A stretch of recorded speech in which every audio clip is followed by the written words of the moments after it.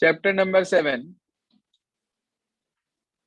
Next topic है हमारे पास combination. Combination का मतलब होता है सिलेक्शन। देखो, चैप्टर का नाम है परम्यूटेशन एंड कॉम्बिनेशन। परम्यूटेशन का मतलब होता है अरेंजमेंट। जब हम कुछ नंबर्स को कुछ जगह पर अरेंज करते हैं और अलग अलग तरह के वर्ड्स या जो भी अरेंजमेंट बनते हैं वो फाइंड आउट करते हैं, तो वो क्वेश्चन होता है हमारे पास परम्यूटेशन का। सिलेक्शन में, कॉम्बिनेशन में होता है सिलेक्शन, जहां पर आपके पास मान लीजिए 10 ऑब्जेक्ट हैं, आपसे कहा गया 2 सिलेक्ट करने हैं आपको, तो उसे कितने तरीके से हम सिलेक्ट कर सकते हैं कि भाई पहला लिया उसके साथ दूसरा ले सकते हैं, तीसरा ले सकते हैं, चौथा ले सकते हैं, पांचवा ले सकते हैं। इस तरीके से कितने कॉम्बिनेशन हमारे पास बनते हैं, वो सारी चीजें हमें यहाँ पर सीखनी है। मान लीजिए आपके पास टोटल n ऑब्जेक्ट्स हैं। सपोज करिए कि आपके पास n टोटल ऑब्जेक्ट्स हैं। n है हमारे पास टोटल ऑब्जेक्ट्स, r है टेकन एट ए टाइम, एक बार में जो लिए गए। तो जो हमारे पास टोटल सिलेक्शंस बनते हैं, यानी कि टोटल कॉम्बिनेशंस जो बनते हैं, उनका फॉर्मूला होता है एनसीआर। फॉर्मूला होता है factorial n upon factorial r into factorial n minus r। क्या बताया आपको? Factorial n upon factorial r into factorial n minus r। ये फार्मूला हमारे पास होता है। r की वैल्यू याद रखना, ग्रेटर देन इक्वल टू 0 और less than equals to n होती है। कभी भी r की वैल्यू n से ज्यादा नहीं हो सकती और r नेगेटिव में नहीं हो सकता। अभी एग्जांपल लेते हैं इसके। कुछ कॉम्बिनेशंस हैं जो आपको याद होने चाहिए, जैसे NC0 की वैल्यू 1 होती है, NC1 की वैल्यू n होती है और NCN की वैल्यू 1 होती है।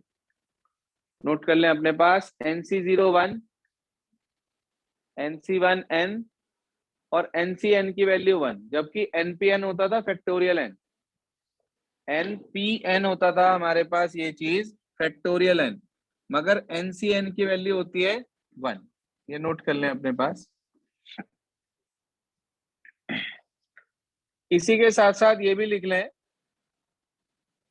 कि NCR equals to NCN minus R के होता है। NCR NCN माइनस R के इक्वल होता है। क्या मतलब है इस बात का? क्या समझाना चाह रहा है ये इस बात से कि भाई ये NCR NCN माइनस R के इक्वल होता है? ये जो हमें थ्योरम दी जाती है बुक में, इसका मतलब क्या होता है? देखो, अगर कहीं आपके पास लिखा है 10C8, तो वो 10C8 10C10 माइनस 8 यानी कि 10C2 के इक्वल होगा। अगर आप इन दोनों को इंडिविजुअली एक्सपेंड करके देखते हैं तो आपको सेम रिजल्ट मिलेगा। देखो ध्यान से, फैक्टोरियल 10 अपॉन फैक्टोरियल 8 और into factorial 10 minus 8, factorial n factorial r factorial n minus r। तू आ गया क्या यहाँ पे? अच्छा, इसको एक्सपेंड करो जरा, factorial 10 upon factorial 2 into factorial 10 minus 2।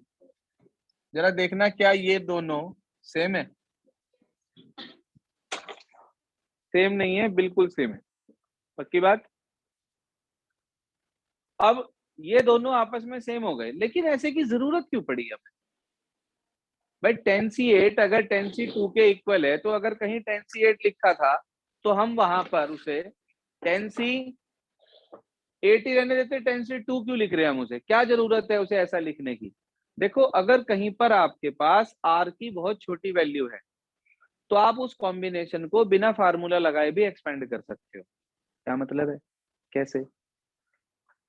मान लीजिए आपके पास लिखा है 10C2 और मैं इसकी वैल्यू निकालना चाह रहा हूं, मेरे पास टाइम कम है, मैं फार्मूला नहीं लगाना चाह रहा फैक्टोरियल का। कोई बात नहीं, आप 10 को उल्टा सिर्फ 2 बार खोल लो। टू लिखा है ना, 2 बार, यानी कि एक 10 और एक 9। और 2 को उल्टा 1 तक खोल लो, ये कट गया 5 पे, 9 5 जा, तो 10C2 की वैल्यू 45 आ गई। तो अगर मेरे पास कहीं 10C8 लिखा हुआ होगा, उसे नहीं निकालने का मैं इस फार्मूले से, इस तरीके से, इस टेक्निक से। उसके लिए मैं 10C8 को पहले 10C2 लिख दूंगा और डायरेक्ट उसका कॉम्बिनेशन की वैल्यू आ जाएगी मेरे पास। अब आप कहो सर हमें तो लग रहा गलत है, चेक करके बताओ, फार्मूले से कर लो आप चेक। अभी तो खोला आपने 10C2 को, ये तो आप 10 को खोल लो 8 तक, 10 बाहर, 9 बाहर, 8 कट गया। 2 को खोल लो, 2 और 1 वही आ गया, नहीं आ गया। लेकिन मैं फिर वही बात कहूंगा, ऐसा कोई हार्ड एंड फास्ट रूल नहीं है कि आपको ऐसे एक्सपेंड करना आना ही चाहिए। ये तो फास्ट कैलकुलेशन के लिए है कि अगर आपके पास टाइम कम है और आपको जल्दी जल्दी कैलकुलेशन करनी है तो उसके लिए है ये आपके पास। लेकिन अगर आपके पास समय पूरा है तो आप डायरेक्ट फार्मूला लगाओ, उसको एक्सपेंड करो और रिजल्ट निकालो। आगे बात समझ में?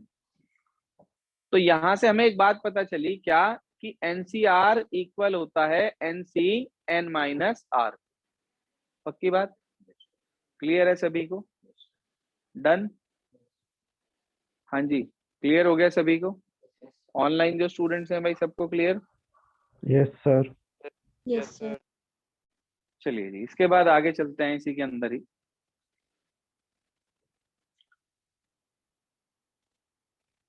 साथ साथ नोट करते चला करें प्लीज। इसके बाद एक और हमारे पास इसमें थ्योरम है जो कि मोस्ट इंपॉर्टेंट है, जिसका प्रूफ बहुत बार एग्जाम में आ चुका है और आगे भी आने की उम्मीद है। NCR minus 1 equals to n+1 CR। NCR plus NCR minus 1 equals to n+1 CR। आपकी बुक में पेज नंबर 151 पे थ्योरम नंबर 6 डला हुआ होगा, ये स्टेटमेंट वहां लिखा होगा, NCR plus NCR minus 1 equals to n+1 CR। तो ये वही थ्योरम है जो आपकी बुक में लिखी हुई है, थ्योरम 6। इसका प्रूफ एग्जाम में पूछा जाता है। क्या है इसका प्रूफ, कैसे करते हैं इसका प्रूफ, ध्यान दीजिएगा बोर्ड पर। हमने लेफ्ट साइड ले ली बेटा इसकी, NCR प्लस NCR माइनस 1, ये दोनों का हमने कॉम्बिनेशन का फार्मूला एक्सपेंड कर दिया। हमें मिल गया factorial n upon factorial r into factorial n minus r factorial n factorial r minus 1 into factorial n minus r plus 1 हो जाएगा क्या? बीच में माइनस है ना, तो साइन चेंज हो जाएगा वो हमारे पास। यहाँ तक okay? What is common from the numerator of these two terms? Factorial n, numerator में से क्या कॉमन है? दोनों के ऊपर लिखा है फैक्टोरियल n फैक्टोरियल n। अब ये तो बड़े आराम से कॉमन आ रहा है। अब बच गया मेरे पास 1 अपॉन, एक मिनट के लिए ध्यान देना बोर्ड पर, r बड़ा या r माइनस 1 बड़ा? r बड़ा। तो अगर मैं यहां से r को बाहर ले लेता हूं तो क्या अंदर फैक्टोरियल r माइनस 1 बचेगा?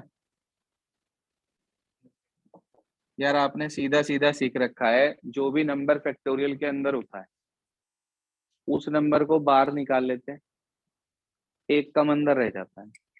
तो r में से अगर मैंने r बाहर निकाल लिया तो उससे एक कम क्या होगा? तो वो अंदर रह गया, फैक्टोरियल r माइनस 1। यहां तक ओके? अब एक बात बताओ, n माइनस आर बड़ा या n माइनस आर प्लस 1 बड़ा? प्लस 1 वाला बड़ा। तो इसे तो अपनी जगह लिख दिया मैंने, ये इसे नहीं छेड़ा मैंने, ये अपनी जगह एज इट इज लिखा रहा क्योंकि ये छोटा था।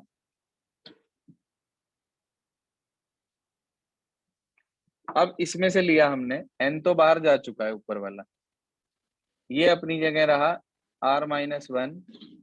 इसमें से n-r+1 को अगर मैं बाहर निकाल लूं तो उससे एक कम क्या होगा? n-r। भाई n-r+1 को बाहर निकाल लिया मैंने, अंदर उससे एक कम होगा। एक कम क्या? n-r। सर एन बिल्कुल ठीक, बोल दिया करें n-r। सर अब देखकर बताइए जरा ध्यान पूर्वक कि क्या कॉमन है इनमें से। बिल्कुल क्लियरली दिखाई देगा आपको। अपॉन में एक तो फैक्टोरियल r-1 दोनों में, और एक फैक्टोरियल n-r दोनों। ले लीजिए सर कॉमन। ये रहा फैक्टोरियल n बाहर, ये रहा फैक्टोरियल r-1 बाहर, ये रहा फैक्टोरियल n-r बाहर। अंदर बच गया मेरे पास क्या क्या, वो लिख रहा हूं। यहां रह गया 1/r, यहां रह गया 1/n-r+1। सर एक एक स्टेप बहुत धीरे धीरे आपको समझा के कर रहा हूँ। If you have any problem, any query regarding any of the step, तो वहीं पूछ लेना। बड़े फैक्टोरियल को छोटे वाले तक खोलकर छोटे वाला पार्ट हमने कॉमन ले लिया। ओके यहाँ तक। अब जो ब्रैकेट के अंदर बचा है हमें उसका एलसीएम लेना है। एलसीएम ध्यान दीजिएगा। Factorial n, factorial r-1, factorial n-r, LCM ले लिया मैंने r इंटू n-r+1, ऊपर आ गया n-r+1 प्लस r, यही बैठेगा भाई। एलसीएम तो हर बच्चे को लेना आता ही होगा, 10th क्लास में सीख कर आए हैं। Yes sir. ये बच गया मेरे पास सिर्फ सीधा साधा। डन है भाई यहाँ तक। अब थोड़ा सा एडजस्टमेंट है बस, 1 मिनट के लिए बोर्ड पे देख लें सभी, काम को रोक कर। ऊपर बचा n+1 और साथ में लिखा है फैक्टोरियल n,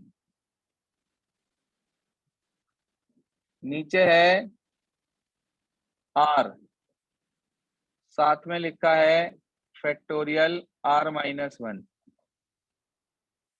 यहां बचा है n-r+1 इंटू फैक्टोरियल n-r, ये बचा मेरे पास। सर ध्यान देना बोर्ड पे सभी। फैक्टोरियल 8 को क्या 8 इंटू फैक्टोरियल 7 लिख सकते हैं? पक्का? क्या उल्टा लिख सकते हैं 8 इंटू फैक्टोरियल 7 को फैक्टोरियल 8? मैंने आपको बताया था, आपको शायद याद हो 7.2 एक्सरसाइज में, कि whatsoever number is written in the factorial, if its successor is outside that factorial, then it becomes factorial of that successor. यदि कोई भी नंबर फैक्टोरियल के अंदर लिखा है और उसका सक्सेसर यानी कि ठीक उससे एक ज्यादा बाहर लिखा है, तो वो बड़े वाले नंबर का फैक्टोरियल बन जाता है। तो 8 into factorial 7 becomes factorial 8। In the same way n+1 into factorial n becomes what? Factorial of n+1। ये वाला पॉइंट समझ में आया क्या? Yes sir. Yes sir. चलो यहाँ लिख रहा हूँ फैक्टोरियल n+1। जरा नीचे देखो डिनोमिनेटर में। हाँ जी, ये दोनों मिलके, शाबाश, फैक्टोरियल। ये दोनों मिलके factorial n minus r plus 1.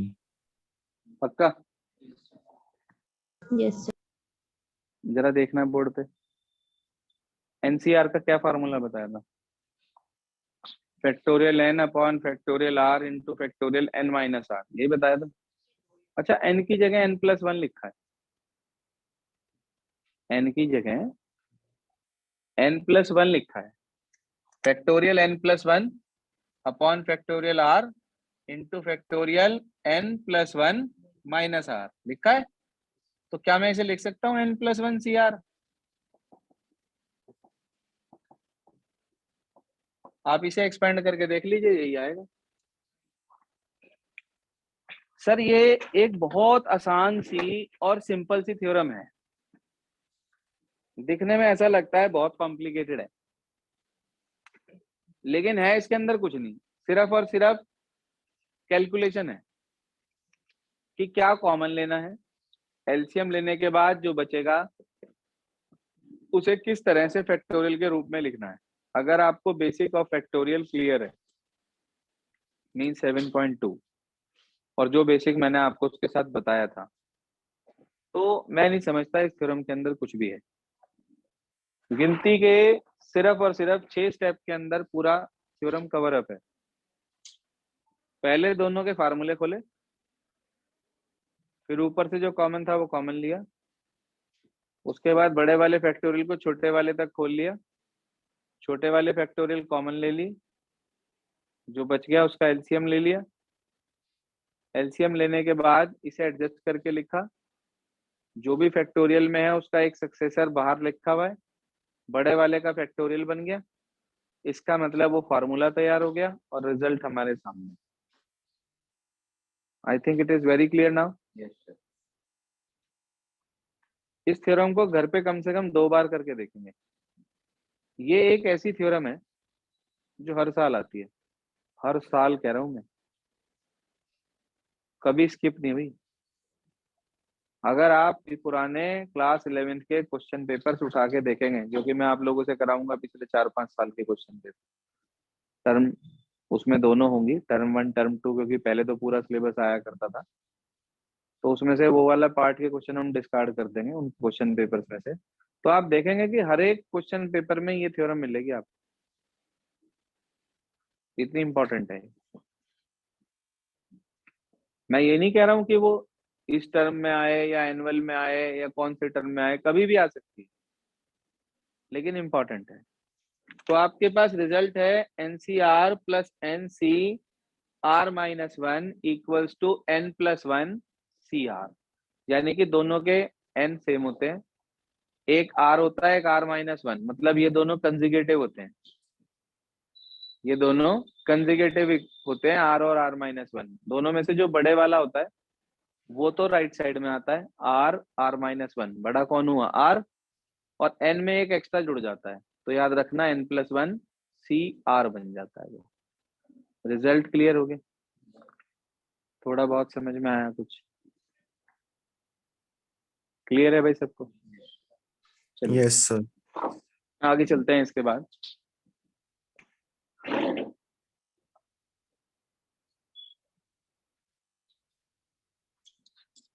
इसके बाद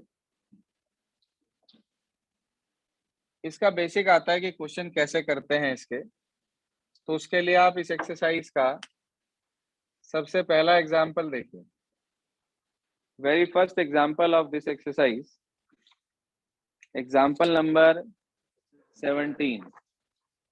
क्या लिखा है ध्यान दीजिएगा, आपके पास लिखा है इफ NC9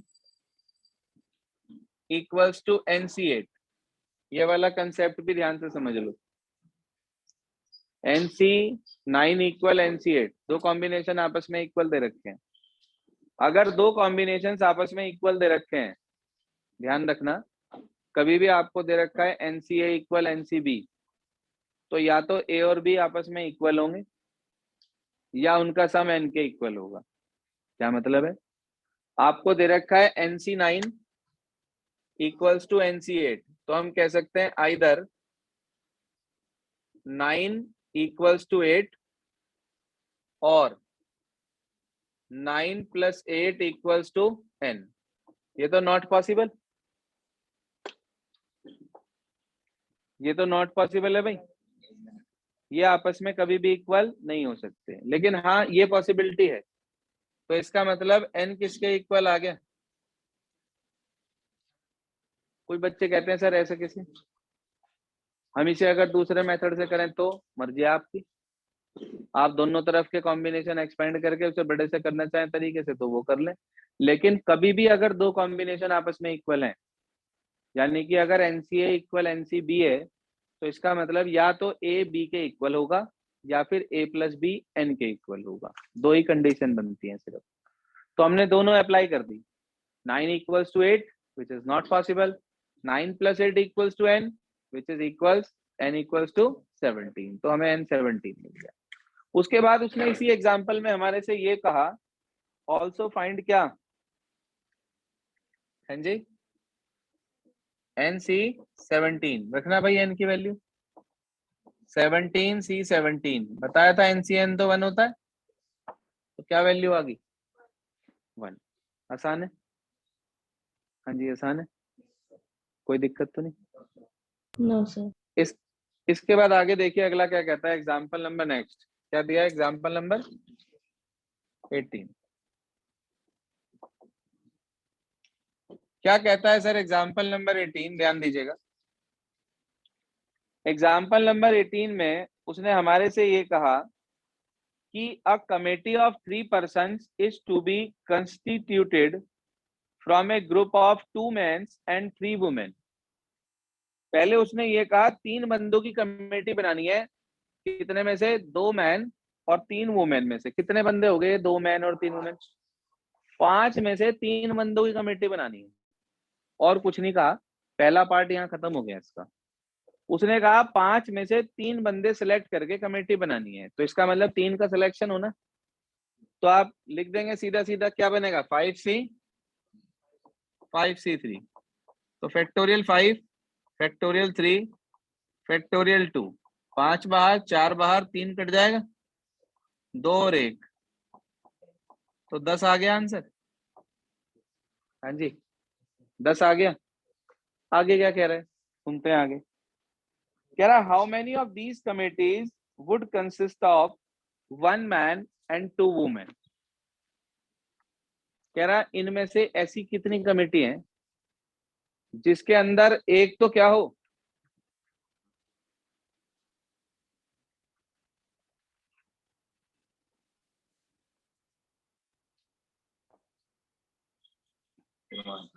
हाँ जी, तो इस क्वेश्चन में ये कहा गया आगे हमारे से कि भाई 1 मैन और 2 वुमेन चाहिए। भाई हमारे पास टोटल 2 मैन है, 2 में से 1 मैन लेना है, हमारे पास 3 वुमेन है, 3 में से 2 वुमेन लेनी है।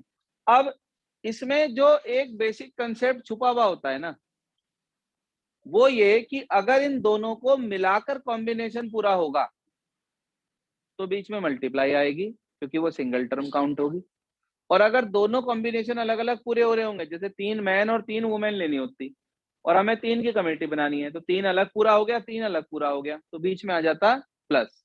लेकिन फिलहाल ऐसा नहीं है, फिलहाल हमें नंबर ऑफ कमिटीज निकालनी है। कब? जब 2 में से 1 मैन लेना है और 3 में से 2 वुमेन लेनी है। तो 2 में से 1 मैन 3 में से 2 वुमेन, 2 ये 1 ये मिला के 3 पूरा हो रहा है, या 3 इधर है 3 इधर है, मिला के। अगर मिला के 3 पूरा हो रहा है तो आपको बीच में क्या इंसर्ट करना है, मल्टीप्लाई। और अगर दोनों इंडिविजुअल पूरे हो रहे हो तो प्लस।